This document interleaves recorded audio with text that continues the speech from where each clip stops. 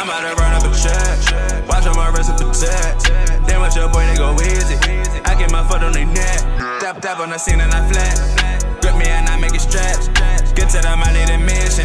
Pay me my money with interest, yeah. I'm about to run up a check. I'm about to run up a check. I'm about to run up a check. I'm about to run up a check. I'm about to run up a check.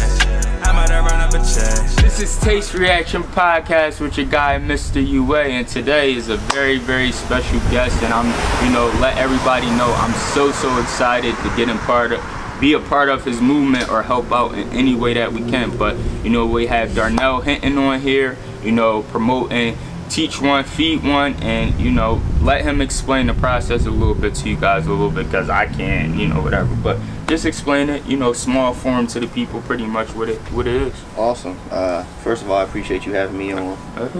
Absolutely. Appreciate it. This is dope. I like everything that you got going on. It's a nice platform for Norristown, and how can I not support that? But Teach One, Feed One. So what we do is we meet every Sunday in Philadelphia, in the Kensington section of Philadelphia. And what we do is we collect donations throughout the week. So whether that may be food, any type of water, any type of donations, any type of clothes, anything basically that a person may be willing to donate. I get all that stuff together. We head to, like I said, the Kensington section of Philly on Sundays. I take the money that we earn throughout the week. I buy as many pies as possible. If I need to, I buy water. I buy other additional things like care packages, things like first aid kits, cosmetics, feminine products for females, anything of that nature that could just be of need to someone who needs it. We put all that stuff together. Like I said, we buy as many pizzas as possible. We go down to the city and then we start handing it out to homeless addicts in the city of Kensington. I've been doing that since June 3rd, consistently every Sunday. If we don't make it down because of inclement weather or something like that, sometimes we do, but if we don't, we still make sure we do something else, something special, like reaching out to someone who maybe just got released from treatment, and just doing something special for them, or anything of that nature, just to be of service to other people. Yes. Okay. So he gave us the spiel on everything, but this gentleman here, he has a really unique story that we're gonna tap into a little bit, because outside of the nonprofit, we all got our own life, we all our own person, and we all got a story to tell, and we just going, we're gonna take it back to with him. I think we're gonna take it back to Eisenhower. Where are you originally from? Norristown. You're originally from Norristown. Yep. Okay. Astor Street. Okay. And you grew up and you went through Norristown process. What was the transition from middle school to when you moved away? What year did you move away? Was it like? Okay, so my 8th grade year, I started getting into some trouble. I couldn't graduate my 8th grade graduation. Okay. Did a whole bunch of dumb stuff. And my parents made a decision that amongst a bunch of other things, they made a decision that we were going to move out of Norristown to try and give me a better opportunity at success. And not just me, my brother and my sister as well. So we moved right outside of Pottstown. Okay. And then, I'm sorry, not my 8th grade year, that was my 10th grade year. Okay. But because I was getting in trouble in 8th grade, and because I didn't seem like I was for myself, but they said they seen me going down the wrong path. They wanted to put me in Catholic school. So they told me in 8th grade that I was going to Kenrick. It was a tough decision at first. It's something that I didn't want to do. All my friends were from Norristown. All my friends were going to Norristown High. I didn't know anybody at Kenrick. Yeah. Quite frankly, I didn't want to know anybody at Kenrick. It was a culture shock. Normal high school stuff. Yeah, it was a culture shock. It's the end of the world. Yeah, when I got there, I was, I see all these people doing this. I didn't know what they were doing. I was one of 5 black people at the freshman. Seriously. Hold up, I had to catch that. Seriously, man. Seriously, because I'm not Catholic, so I didn't know what that was. You know what I mean? And I was one of 5 black people. I'm coming from a school where it was primarily black, and it was just a culture shock for me. So that's how that happened. I ended up loving it. You know what I mean? I ended up running into some really great people. I ended up meeting some really great people. It was one of the best decisions that I want, not that I made, but it was one Your of the best parents decisions. made. They knew what to make. They knew what they were doing. It was one of the best. It made me who I am today. So, I appreciate it. That was that. So okay, so you pretty much went to Norristown High School until 10th grade. So I went to Eisenhower. Okay. And then after I graduated 8th grade, they sent me to Kenrick. So I started at Kenrick. Okay, grade. you started at Kenrick, Mhm. 9th grade. Yeah. Okay, because when you had explained the process, you said you had went to, I think you had said you went to Kenrick like 10th grade. But whatever. Well, no, we moved. Okay, we you moved in guys 10th grade. okay, Yeah. okay. So my 9th grade year, I was still living in Norristown. Okay. And then in 10th grade, they made a decision that they were going to move. Absolutely. They were going to move to just get us out of Norristown. Okay. But I was still going to school in Norristown. I didn't want to switch schools. They wanted me to go to school up there too. I didn't want to switch schools. Yeah. So I just decided to stay because once I got to Kenrick, like I said, I ended up liking it. So I wanted to stay there. Okay. So your process through, your next question is, your next process through Kenrick.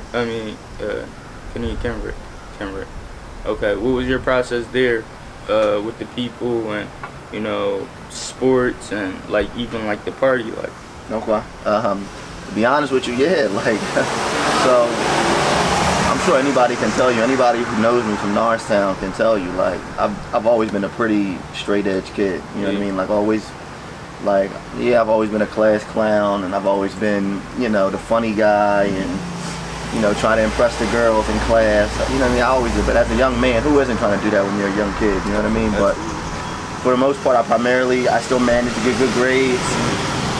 I still tried my best to stay out of trouble, you know what I mean? Still to this day, I've never been arrested. I don't know how, but, you know, I tried to do that. But, you know, when I got to Kenrick, like I said, it was a little bit different. It was a culture shock for me. You know, when I got there, you know, that's when I had my first beer. That's when I smoked my first blunt.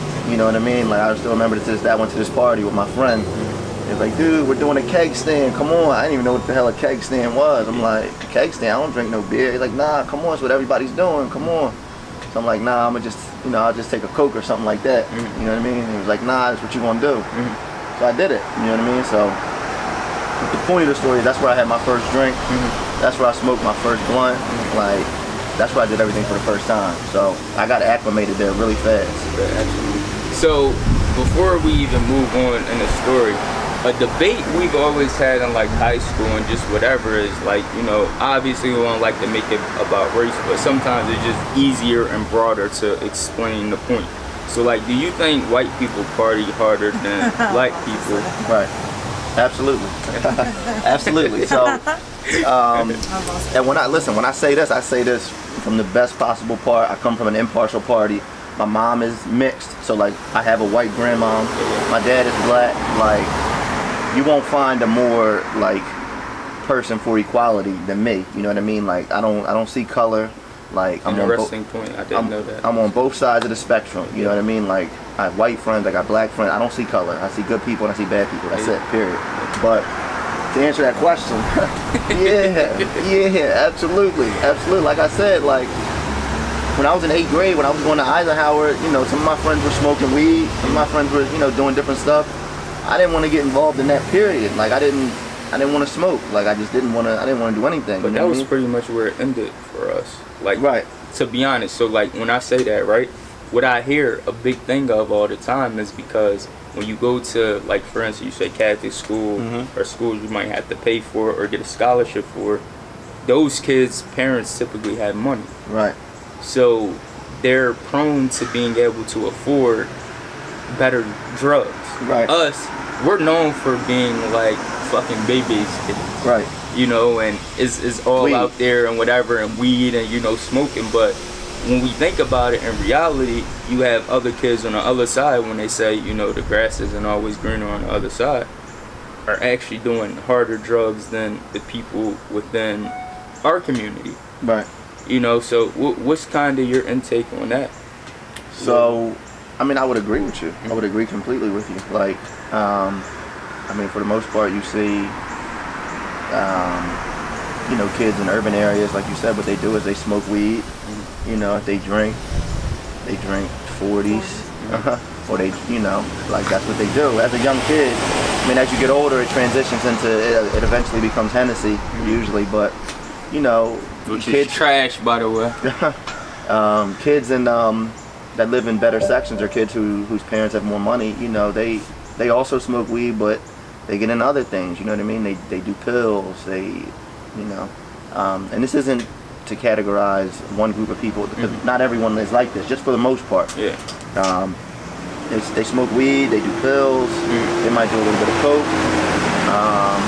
You know, they just indulge in different things, and I think that's for one of two reasons. Like you said, their parents have a little bit more money, so they can afford to do those things. Their parents can afford to go on vacations and things like that, so their parents aren't always around. You know what I mean? So, you know, Jimmy might have this big house he's living in, and his parents are on vacation, you know, almost every other weekend. So he's got a free house. The party's at his house every weekend. Yeah. He's got a lot more freedom. His parents aren't around, and for the most part, in the white culture, I feel like at least it's more acceptable. Like with my friends, growing up with some of my friends, you know, in like urban areas, it wasn't accepted that we were going to come over and drink. Like that's just not acceptable. Like that's not acceptable in for the most part, in any black household. Like you're not going to drink until you got your own house or until you can pay your own bills. Or sneak it. Right, or sneak it. In the white household, it's like, listen, you know, we don't care as long as you stay here. Nobody's driving. You know, we did it when we were kids, so go ahead. You know what I mean? So more open and understanding. It's more open. It's more understanding. And like I said, that's not to categorize everybody in that group because everybody's not like that. But that's just my experience. Yeah. I can only speak from my experience. Okay, absolutely. That's fun. Bro, it's funny that you say that. Like, this is a really good conversation because, like, it's funny. Like, one, I didn't know you had, you know, white in you, which I'm sure we all do in some way, shape, or form. But like, you actually know. Right. I don't have a white grandma. Right. So whatever. But it's interesting to know that and like understand that and like actually hear your perspective on things and be honest about it, because that's an interesting topic that can go on for days, man. You know, like. When you see the post up on Facebook or Instagram and it's funny as shit for the black community, we would understand. And it's hilarious because it's like, damn, our parents was like this, like mean, you know, you would consider it like bitter or whatever. And it's hilarious because it's just funny, you know. Sometimes we laugh at our pain or, you know, what was hilarious, I guess. Right. You feel me? And interesting point that you bring that up. That's real dope. Yeah. Absolutely. So, moving on from that, because that topic could go on for days. I had a whole bunch of questions about that, but we want to focus on you. So your transition from, you know, going to Kennedy Kenrick, you know, starting a party, having your first beer, and like even, you know, trying marijuana like we all do or whatever. What was your first transition to hardcore drugs? Okay. Or your introduction to hardcore drugs. Right. So, for those who don't know, I don't know if anybody, you know, watching this doesn't know. So, like, I'm a recovering addict myself. Specifically with me, it was opiates. So, when I say opiates, there's a whole bunch of different, it's a pretty broad category. So, opiates are Percocets, Vicodin, heroin, fentanyl, any type of painkiller. Okay. For me, it was Percocets. So, it started innocently with me, like any other kid. It started with the blunt and the red Solo cup. Like I was just any other kid that just wanted to have, you know, have a good time. You know what I mean? I didn't know my body was going to react different when I put drugs into my body. Absolutely. You know, with addiction, they consider it, or not even consider it. It is an allergy of the mind and the body. So when you put drugs into your body has an allergic reaction to it that reacts differently than people who aren't addicted to it. Absolutely. So it's not really anything that you can control. But like I said, it started out innocently with me. The blunt and the red Solo cup, keg parties, things of that nature. Like I said, I was somewhat of a late bloomer. So when I got to college, I was doing what any other college kid was doing, drinking, going out Thursday, Friday, Saturday nights, smoking a little bit of weed, this and that. But it wasn't really until weed stopped working for me. So I started smoking, and then it started having the adverse effect on me. So instead of like calming me down and making me more mellow and making me chill and relax, it started giving me anxiety, and it started making my heart beat real fast, and it started doing the opposite things to me, and I didn't like it anymore. So I stopped smoking weed. This is around, like, I want to say, like, my junior year at Westchester. Like what year, time period? What, like year? calendar year? Yeah, calendar. This is like 2012, 2013, Okay. my junior year at Westchester. Quite honestly, so what I started doing is I started working at this restaurant. I was making decent money. I seen a friend selling some pills, Percocets. I seen how much money he was getting from them. And, you know, I ran into a couple people. I ran into some people down the city. And, you know, I seen how much money you can make from it. So I decided to get involved in that. I got involved in that. I was making some really good money. Those pills, they go for $30 a pill. You know what I mean? They're expensive. They're expensive. Which is that, the Perc 30? Per 30. Okay. They're expensive. They're expensive, and not only, like, it's not like weed. It's not like anything else. When you have an opiate addiction, like, you need that to function throughout the day. So your money is pretty much guaranteed. Like, when you get somebody to come and buy it, like, they're gonna come back the next day and they're gonna continue to buy it. And they're gonna continue to buy it because they need that to function. So I made an investment. I bought some. I was making some really good money up at school. I mean, like, some really good money. And then, like I said, it was around my junior year. I ran into somebody, and he was like, "Listen, you know, like, have you ever tried one of these?" It was actually somebody who was coming in to grab something off me. I'm like, "No, you know, I don't do pills. You know what I mean? I don't get into that." It's like, "Bro, listen, you gotta try this." I'm like, "Nah, I'm cool." I gave it some thought. Long story short, I ended up trying it. The first time, Was it yourself? Like, did you do it with him, or did you eventually have to think about it and do it yourself? so I had to think. I didn't do it right then and there. I had to think about it. Okay. And then he came back, and, you know, just seeing him again, I went back to when he asked me, like, "Have you ever tried one?" And I'm like, "Nah." I'm like, "What does it make you feel like?" Curious. He explained. You're right. It was curiosity. He explained what it makes you feel like, and, you know, at this time, this is also a time you got to remember where rappers are, you know, they're starting to rap about this stuff. So instead of weed, it's like, you know, I pop a perk, I do this, you know what I mean? Like, rappers are talking about it. It's like the cool thing to do at this time. So that combined with that, you know, it compelled me even more to give it a try. So I tried it. I had no idea what withdrawal was. I had no idea. I had no idea what strings were attached with that. I had no idea what would happen. I had no idea how it would make you feel. I had no idea what type of doors it was going to open for me. But I can say that first time that I tried that pill, that opened doors for me that I was not able to close for like the next 5 to 6 years of my life. The first time I tried it, it was too strong for me. 30 milligrams is a lot. So it was too strong. I threw up. So what does it do for you? Because that's what I don't think of people like. Okay, so for instance, right, I think a Percocet, you typically pop that shit, and like when I think about it, that's for like hardcore critical like fucking injuries, right? That a doctor would prescribe until they actually realize what people are using it for. Then they're like, oh, you know, they start doing what they do. But you know, Percocets for me or whatever put me to sleep. So that's the story behind the shit that I didn't understand when people got into the whole Percocet game, is because it's like, how do people get addicted or resort to this if it make you tired? Because I got mine when I got my both of 4 of my molars taken out, but I also had to get my jaw cracked because of the way one was like in or through. So that was a hardcore drug that I had to use, but it made me sleepy. So what's the process that you experienced with it, you know? So, like I said, the first time I tried it, man, it was so strong, I threw up. I didn't like it. I didn't even like it the first time I did it. I was like, I'm never doing this again. It's too strong. I don't like the way it made me feel. It made me really irritable. It made me, like, angry. I didn't like anything about it, quite honestly. But when you got, you know, people coming in and out of your house every day, you know what I mean, buying them, and you got 100, 200 just sitting in your room, you think about it. So you're like, damn, well, let me just try it again. Let me see, maybe this time will be different. Maybe this time I'll feel different because I see how they feel when they do it. I want that feeling. I want to see, you know what I mean? Like, I see how he feels after he does. Maybe I can get this feeling this time. So you try it again, You try it again, and you try it again, and you try it again, and eventually you get that feeling. So like for me, what it does for me, I mean, it does a lot, quite honestly, but I know specifically what.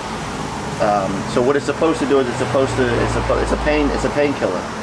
So what it's supposed to. Put up real quick. What was it? 1 minute? No, it's like 8 seconds now. Oh yeah. That's what I'm saying. I didn't want you to go into that. Cut off. That's This is all. time. We got that. Right. So what it's intended to do, opiates are painkillers. So what it's intended to do is you got a back injury, you take some opiates, it helps you with your back pain. You have a leg injury, you take opiates, it helps you for your leg pain. And they work. But what they don't tell you is,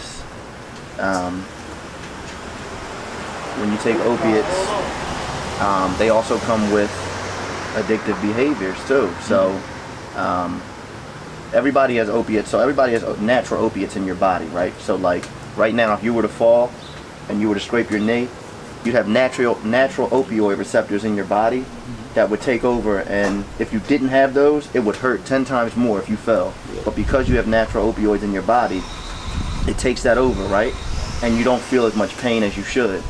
So what happens is, for someone who doesn't need opioids, so for someone who's abusing opiates, if I take a Percocet, and I continue to take Percocet, and I continue to take Percocets, and I continue to do it, your body's smarter than you think it is. So what your body says is, okay, you don't need me anymore.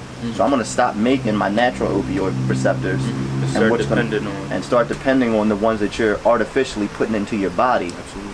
So what happens is, when you don't have those artificial opioids, or when you wake up that morning and you don't have any in your body, and your body's looking for itself to make the natural ones, it says, well, no, you don't need me anymore, so I'm not creating them for you. So what happens is your body falls into withdrawal until you can find a way to put the artificial opioids back into your system. So back to the feeling, what it does is, so everybody's body is different. So, but you know, for the most part, what I find what it does for you is it gives you an immense amount of energy. So you're up, you're up. You got a lot of energy. What it also does is, So, question. Yeah. That's what I'm saying. Does it have random side effects on certain people? Because like I told you, when I was prescribed it, Right. it made me tired. Right. It made me like relax to the point where I could tolerate the pain and Right. just like sleep, because I Right. just didn't want to deal with anything else. So Right. I hear that all the time. It keeps you up. But what about the people that it like? So, like I said, everybody's body is different. I'm not a doctor, you know what I mean? I can only go off my experience, you know what I mean? So, you might react differently than someone else. I can say that when you take a lot, so like if you take a lot of opioids or whatever you were taking, if it was so strong, then what it'll do is it can make you tired because of how strong, like maybe your body wasn't used to that much, you know, taking that many painkillers. So like it'll make you a little bit tired. Okay. Until your body gets used, like I said, your body's a lot smarter than you think it is. Until your body gets used to it, and your body can handle that, and then you won't get as tired anymore, and you'll just start getting the benefits of the other things that it does for you. So when you don't need them, like I said, what it does is, in some cases it gives you a lot of energy. In other cases, it might make you a little sleepy until you get used to it. Okay. But it makes you, it takes away all your inhibitions. So like, if there's somebody random on the street, you'll go up to that person and you'll just talk to them for hours, and you'll just feel like you can talk to them and just continue to talk to them, and you'll just talk and talk and talk and talk for days, and you won't find anything wrong with that, when normally, you know what I mean, you'll walk right past that person. Or normally if you were the other person, you're like, what's this? Why is this random person coming up to me talking to me like he knows me? You know what I mean? Like, it'll make you talk. It'll also give you a tremendous amount of confidence. So like, your confidence will shoot through the roof. Like, you walk into a bar and you don't want to talk to a girl, you take a you're going to talk to that girl. Like, your confidence is going to be through the roof. Kind of like alcohol. Kind of like alcohol, but like times a million. Like, it just boosts your confidence even more than that. Another thing it does for you is, I mean, it makes you perform sexually. I don't want to say better, because like some people might say it's too much, but you like, heard Meek say that. Yeah, you'll go on and on and on and on and on because it takes away pain. So when it takes away pain, it takes away feeling. So like feeling everywhere. So like you're feeling less down there. So you know what I mean? Yeah, like that's why you're able to go longer. Absolutely. It does a lot of things to you. So like something simple as smoking, like we're smoking cigars right now. When you take a perk and you smoke something, whether it's a cigar, a cigarette, I can't even explain to you what it feels like. It feels amazing to smoke something on a perk. Like it feels like, I can't even explain what it feels like, but it's just a great feeling. So yeah, it does a lot of things for you, man. It does a lot of things for you. Like you'll talk, you'll have a lot of energy. You'll just feel overly confident. If you're playing basketball, you'll feel like you can pull up from half court. Like you'll just have a crazy amount of confidence, among a whole bunch of other things that it does for you as well. Okay. All right. So the transition from how it made you feel. Well, it started from you, Dylan, to trying it, not really liking it, but like anything, they tell us try things 2 or 3 times, you know, to see if we like it, and you know, whatever. Right. To have a, you know, process to it. So transition from that to, you know, actually kind of liking it. When did it become an issue? Cool. Appreciate that. When did it become a problem? When did it start to become an issue? All right, so I remember exactly when it became an issue. So, like I said, this started very innocently with me. Like when I tried, you know, Percocets for the first time, Perc 30s more specifically. I didn't know what withdrawal was. I didn't know how addicting these things were. I had no knowledge or no education on anything further than it makes you feel good. If I knew like all the strings that were attached with it, I can't say that it definitely would have been different, but I can say it probably would have helped prevent the issue. It probably would have influenced me the other way if I would have known, but I didn't know, you know what I mean? So became an issue, like I said, around my junior year in college. Like I said, I was selling a whole bunch of pills, making a whole bunch of money. And then, you know, like I said, I got influenced into trying one. And then I didn't even really like it the first time. And then I tried another one. And then I tried it again. And then I tried it again. And I went from doing 1 a day to doing 2 a day. To 3, 4, 5, 6. Eventually got up to like 8, 9. Kind of like the people that you started selling to. Exactly. Okay. Exactly. So now I'm doing like 8, 9, 10 pills a day. You know what I mean? So that didn't catch on to you from like, okay, were you still like selling it at the time when you were taking them? So listen, I was, I was, but it got to the point where I got so bad I couldn't even cop no more. So I got so bad. I went from being the dude that was selling them to the dude that was taking them, that was going to buy them from the dude that was selling them. So I couldn't re-up. I couldn't do nothing. Yeah. Like I quickly transitioned from, I don't even want to say quickly, but I slowly transitioned from the dude who was selling them to the dude who was going and copping them on the corner to somebody from, you know what I mean, from somebody else. So, you know, I got bad quick. You know what I mean? I got bad quick, and it's not a good feeling. You know what I mean? It's not a good feeling. So when did it start to become out of control? And then we're going to take it another step further, which is the next question that I asked. So when did it start to get out of control? I'd say my senior year of college. My senior year of college, I knew I had an issue. Because for the first time, I experienced withdrawal. So like, I knew I had a problem. I knew I had a problem when I had to, you know, I wake up and the first thing on my mind is how can I get high that day? Like I need to get high. Like because if I don't get high, I'm not getting out of bed. Like I'm not going to class. I'm not going to work. I'm not going nowhere until I get high. Like and I need to get high like right now.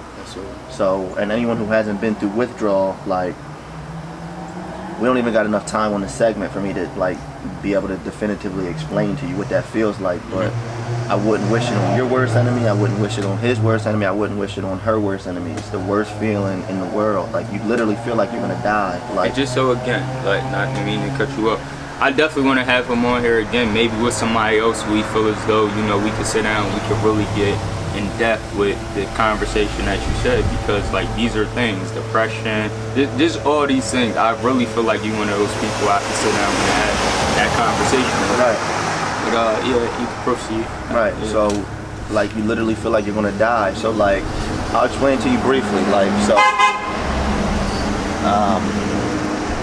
you wake up and you're like, you have anxiety. So, like, your heart's beating so fast it feels like it's gonna beat through your chest. Mm-hmm. Like, and you don't know, you really don't. If it's new to you, you really don't know what's going on at this point. Mm-hmm. Another thing that happens to you is you start sweating profusely. So, like, you're sweating bad. Like, you're sweating like from everywhere, every part of your body, like from your forehead, every part of your body is sweating. Like the alcohol sweats. Something like that. Something similar to that, but I mean almost worse. On the outside, your body is like burning hot. So like you've got like the worst fever or temperature that you've ever had in your life. You're just like burning hot. But on the inside, your body is freezing cold, so you can never get comfortable. Like, if you're in the bed, you put a cover on, you're too hot. You take the cover off, you're too cold. You can't get comfortable any way you get. Like, another thing it does to you is it gives you, I don't want to sound too frank, but it makes you go to the bathroom a lot. It gives you diarrhea. Because one thing that perks do when you take them is it constipates you. So like, if you take perks, there might be a 2-3 day stint where you just don't go to the bathroom at all. But when you stop taking them and you don't have them in your system, that stuff all has to come out. So you'll just have constant diarrhea and diarrhea and diarrhea and diarrhea. It gives you crazy amounts of stomach cramps. So like any girl who has cramps, like, I understand. Trust me, I understand exactly how they feel now, because like those cramps are something serious. Like, you have stomach cramps, you're nauseous, you feel like you want to throw up. Sometimes you do throw up. You have body aches all over. So like your body from all the way from your neck down to your legs, like everything just hurts. Like everything hurts. You have insomnia. So like this most recent time I went to rehab, like I'd say the symptoms last like intensely, and there is medication for it, but the symptoms last intensely for about 3 to 5 days, where you're going through it like intensely. After that, there's like another week and a half, 2 weeks where you're just going through like the after effects. In that time period, you're not sleeping at all. So like this last time I went to treatment, I think I slept for maybe like, in the first 2 weeks, I probably got like 5 or 6 hours of sleep that entire 2 weeks, because like your body is so used to sleeping with a chemical, it doesn't know how to sleep without it. Like it doesn't really know how to do anything without it. But like, specifically with sleep, like your body is still getting used to learning how to function without this in your body. So like you will not sleep. Like you'll toss and you turn and you'll toss and you turn. You get restless legs. So like if you ever just sat somewhere like this and you just go like this with your leg, it's like that. But Falling asleep? Like you're like falling asleep? Not even that, but like you've never just sat somewhere and like you just feel like you can't control your, like some people like to sit there and sometimes they just do this with their leg. It's like uncontrollable though. Like you'll sit there and you just can't stop your legs from moving. Like you literally cannot stop your legs from moving, and they'll just shake and they'll shake and they'll shake and they'll shake. And it's just it's uncontrollable, something that you really can't control. And it's just like I said, it's terrible. I mean, the best way I can describe it, and this still isn't even an accurate description, is if you've ever had the flu, take the flu, times that feeling that you had times 1,000,000, and you're still not even halfway close to what it feels like to go through withdrawal. Like that's why you see people, when you hear about stories like, oh, he's hooked on this, or he's hooked on heroin, he's hooked on perks. He robbed his mom. He went in his mom's house and robbed her purse, or he took money out of his mom's safe, or he went and stuck up a store, or he went and he robbed a bank, or he went and he pawned all his grandmom's jewelry. Like he's not doing that. Doing everything possible to just get high. Right, he's not worried about anything else, feelings. Well, that too, but he's not doing that just because he wants to do that. He's not doing that because he knows that this isn't the wrong thing to do. He's doing it because he's like, his body needs it. I gotta get high, like, and like I got to get high now because like I can't function without this. So like I know this is wrong, and I know that, you know what I mean, I'm gonna receive backlash for this, and I'm gonna, you know, there's gonna be repercussions for this, but right now this is more important, and I gotta get high like right now. So this is what I gotta do. If I gotta rob, you know, my best friend and help him look for the money, that's what I gotta do, because like I gotta get high, and then I'll worry about it later once I get high, and once I can think, and you know, once I can have like a clear mind, because I didn't even go into the mental aspect of what it does to you. Like the mental obsession is like, it's so strong, like that's all you're focused on, and like it completely takes over your mind to the point where like you can't focus on anything else besides that. Like you wake up and it's literally the first thing on your mind. Like you got to figure out a way, how am I gonna get high today? I got no money, I got no car, I got no nothing, but I need to figure out a way to come up with some money and a ride and this to get high. And it's not even to pay for the important stuff. No. It's for you to pay for the addiction and everything. No, everything else is out the window. Bills, anything else is out the window. The gas to get to where you need to get to is debatable. Like, you know what I mean? Like, everything is debatable. I need to figure out how I can get just enough money to get high, and that's it, period. And then once I do that, I'll figure everything else out. But that needs to come first, because without that, I can't function. So when did it really start to affect your life? And when did it really start to affect your family's life? So it started to affect my life like right after I graduated. Well, no, right before I graduated college, because like my grades were slipping, so I was less concerned about my grades. Relationships with my friends and relationships with my family were slipping, so like I was spending less time with my girl, I was spending less time with my friends, I was distancing myself. They knew what I was going through on you know, somewhat on a level of somewhat. They didn't know actually how bad I was hurting, because I was really reluctant to tell them that, but they knew that I had an issue. They knew that I had somewhat of an issue. So like I was distancing myself from them, and then it wasn't until I told my mom, like once I graduated college, I moved back to the crib, I told my mom, like, listen, I think I got an issue, I can't stop, I don't know what to do. At that point, like I started doing things that I didn't think I was ever gonna do, you know what I mean? Like when the money runs out, you gotta make something happen, you know what I mean? And it's not something that you wanna do. Like I said, when I was younger, like, you know, I had people look up to me, like, you know, he gets good grades, you know what I mean? He speaks well, he holds himself together well, he dresses nice. Like, I've never seen that for myself. Nobody did. When people find out, they're like, he went through this, you know what I mean? Like, so I started doing things that I don't think I ever wanted to do. And, you know, I knew I had an issue. And like a week after I walked in graduation, that was when I went to rehab for the first time. When I went to rehab for the first time, my parents put me in, and you know, if I didn't know I had an issue at that point, I mean, I definitely knew, because like people don't just go, you don't just go to rehab and you don't have an issue. Like if you make it to rehab, you have an issue. Like there's something that needs to be corrected. So I would say definitely at that point, like around like my senior year of college or a little bit before then, I knew that this was like starting to like take over my life and do things, make me do things that I never envisioned myself doing. Okay, so what was the first experience in rehab? So the first experience in rehab, so first of all, right, rehab is not somewhere that anybody wants to go. Like, people have this misconception that it's this nice place and you get to go and you get to you know, pretty much like a vacation. You get to have a 30-day vacation and you're in this nice place, because people see these nice rehabs on TV. That's like the nicest, the place, that one commercial that they show about Malibu Passages and that's like the nicest. That's where the celebrities go to rehab. Like they get pools and spas and their own personal chef.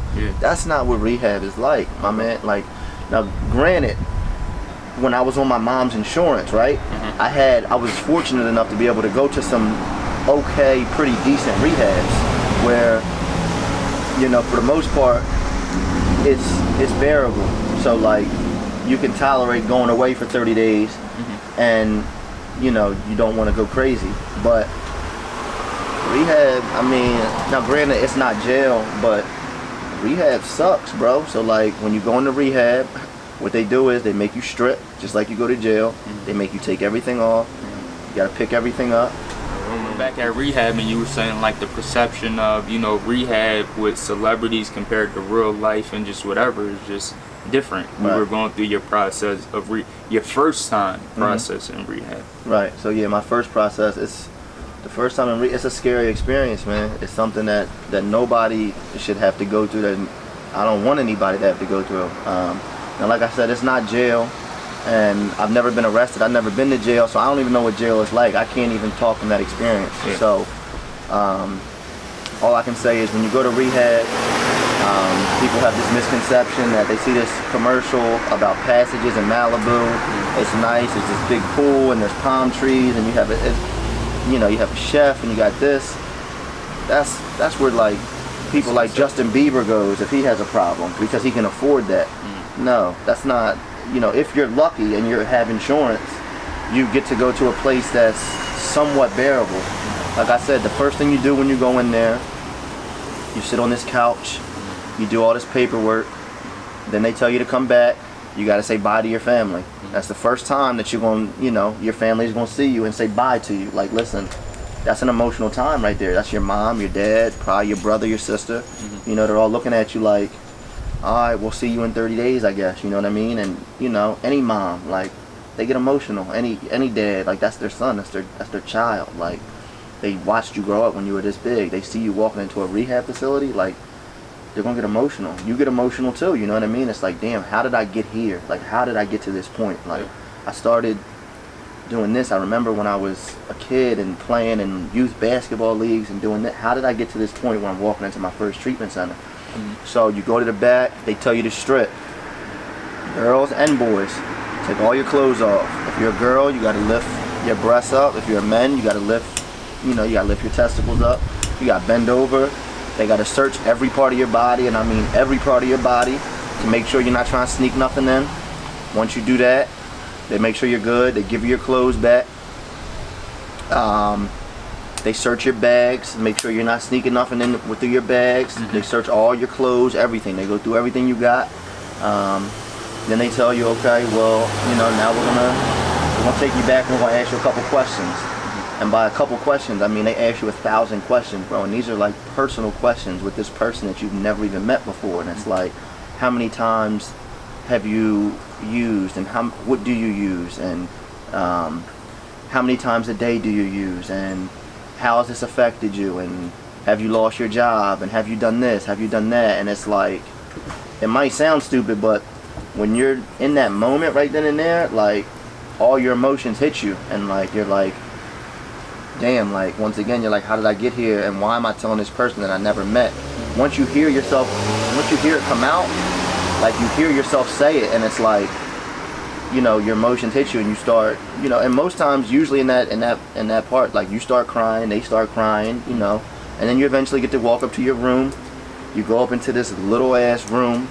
It looks like a hospital basically. Like, you got this room, you got this pillow that's not even as comfortable as this. Like, the pillows literally, like, they're no better than that. Like, the bed feels like this. This is what the bed feels like. It's this thin.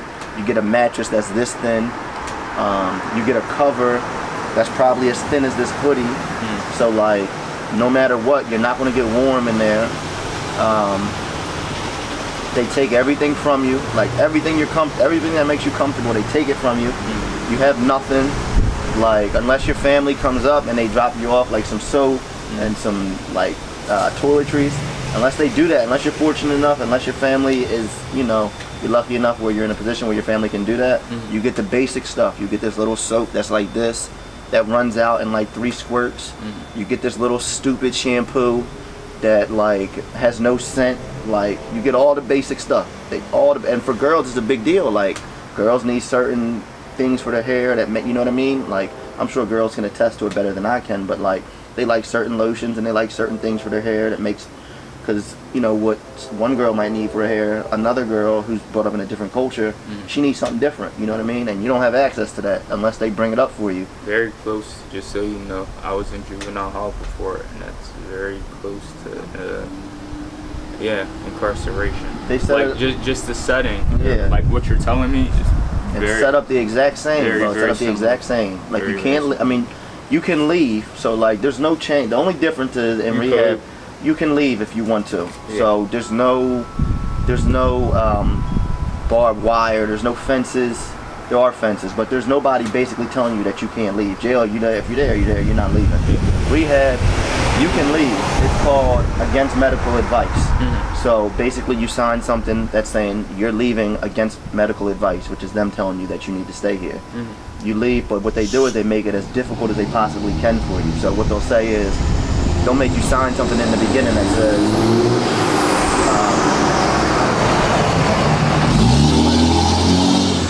they'll make you sign something. Smart.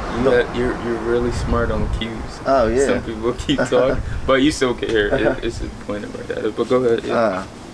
They'll make you sign something in the beginning that says, if you decide to leave against medical advice, we have basically authorization to hold all your property for 48 hours. So what they'll do is, you can leave, but you're not taking your phone, you're not taking your clothes, you can't come get any of that until 48 hours later. Okay. So then it makes you think like, well damn, I want to leave, but I want my property. I want my wallet. I can't get high without my wallet. I can't go nowhere without my wallet. I can't leave contact without my nobody. phone. I can't contact nobody. So then it's like, well damn, alright, well I guess I'm gonna just stay then, because some people still leave. A lot of people they just still leave, but you know, they try and make it as difficult as they possibly can for you, is what I'm saying. Yeah. Ooh. So the process of going through that time. You had 10 minutes. So the process of going through that, right?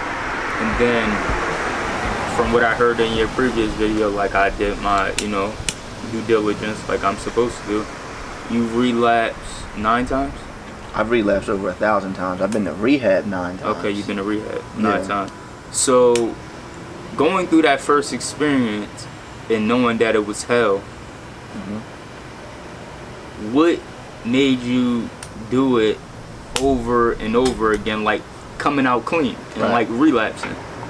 Like, what was the process of going through that and like understanding somebody's brain in that situation? Because again, if I like when I went through my juvenile detention center shit the first time, there was no way in hell I was going back to or even trying to go into jail. So not learning your lesson the first time, what's the process of that? And like, explaining that to us. Okay. So that's a really tough question, because it could be one of a million things, number one, and it's situational for different people. So like I said, for me, I don't like dealing with my emotions. So like, I don't like to be stressed. I don't like to talk about things. Like I'm more of like an introverted person who likes to keep everything in. I don't like telling people like my problems. I don't like talking about my issues with other people. I just bottle it all up, and I try and go about my day. So for me, especially when you use opiates, it takes all that away. So when you use it, you don't think about nothing. Like there's nothing that can bother you. There's nothing that you think about. There's nothing that can stress you out. In that moment, in that time, you're just sitting with yourself. You're not worried about any bills that you got to pay. You're not worried about any stress from any girlfriend that you got. You're not worried about if you're stressed out because like you're struggling in school. Anything that's stressing you out, you're not worried about none of that. You're just sitting with yourself and you're focused. But for other people, I mean, I know for me specifically, like when I came out, one of the main reasons I would relapse, or I would say in the beginning, like my first time in treatment, right? I know exactly why I relapsed. I relapsed because I thought I could just do one. So like I went through treatment, they explained everything that I had, you're an addict, you're this. And for somebody to go to treatment for the first time and to hear someone call you, because let's be frank, the term addict has such of a negative connotation and it has such a stigma on it. When people hear addict, they automatically go to old man, no teeth, outside of a bar, a brown paper bag. That's what they think. You know what I mean? And that's just not the case anymore. That's just not the case today. Like addiction it's me, it's you, it's anybody. Like addiction is, black, white, Puerto Rican, China. Addiction has no face. It doesn't care what you look like. It doesn't care who you are.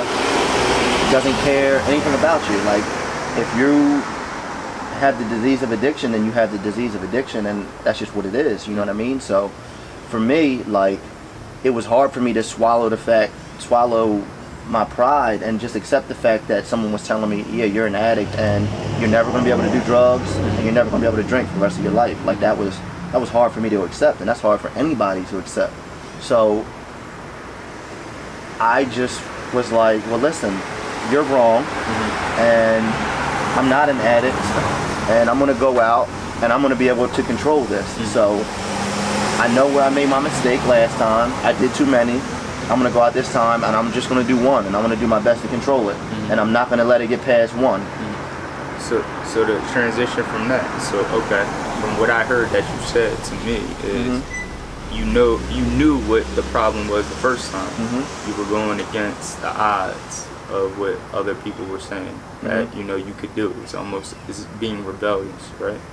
So after relapsing the second time, and you knew that you couldn't do it a small portion, what led into the other 4 or 5 times of relapsing? Right. Because you knew at this point in time, it was knowledge. You knew that you couldn't take one. Right. You probably understood at that point in time that what they were telling you was right. You can't have a drink. You can't have, a drug. What led into the other times that you relapsed? Right. So leading up to that, like I said, it was hard for me to accept that I could do that. So those were my first couple times in rehab. I'd say like the first 3 times I was just like, well, listen, you guys are wrong. I know I'm not an addict. I know I can do this. I'm going to control it. Didn't work out that way. I did 1, 3, 4 months, 5 months later, I was back in rehab. Happened so fast. I didn't know how it happened, but it just happened. It happens that fast. The next few times, like I said, eventually you just get to the point where things just get so bad in your life, and like your family gives up on you, or they want to give up on you. Friends start to disappear, and you just start losing a whole bunch of things, and you just start giving up hope. You just start giving up hope, and you start giving up on life, and eventually it gets to the point where you're just like, fuck it. Like, if this is what I am, then this is what I am. You know what I mean? And I know exactly what I'm about to get into by doing this, but I'm gonna do it anyway. And whatever happens, happens. I'm gonna just live with the consequences. Like, I know when I do this, I'm gonna end up in rehab probably 7, 8 months later, or whenever I'm ready to go. But I'm gonna do it anyway because it feels good. You know what I mean? Absolutely. So what's the longest you've been sober? The longest I've been sober, I want to say a year and a half. Okay. The longest you've been sober is a year and a half. And was that a very hard process? It's extremely difficult. Okay. It's extremely difficult. Graduating college, easy. Being around parties, people wanting to celebrate at those times. Typically when you're celebrating, there's alcohol, possibly drugs. Okay. Right, it's extremely You got difficult. like 4 minutes, but you It's got the hardest. It's the hardest thing. It's the hardest thing that I'll ever do in my life, to be honest with you, because it's a battle. It's really a battle every day. Like, it's something that you constantly have to remind yourself about, and it's something that you constantly have to ground yourself with, and you have to make a conscious effort to stay clean, like, every day. It's extremely difficult to do. So this is Taste Reaction Podcast. Here on the podcast with Darnell Hinton. And he has his foundation, Teach One, Feed One. And again, I'm happy to be a part of this and this process, and seeing this man, really go for the long haul. Do things positive, help the community, but also helping himself at the same time. And this was a great interview, and I'm sure I'll have him on again because I'm sure he has a lot more to say than me, a lot more questions I have to say to him. But we kind of got to cut it short, because we don't want to give you guys too much at this point in time. So again, Taste Reaction Podcast, Mr. UA, I'm headed out. Peace. I'm about to run up a check, watch on my wrist with the tat. Then with your boy, they go easy. I get my foot on their neck, tap on the scene and I flat.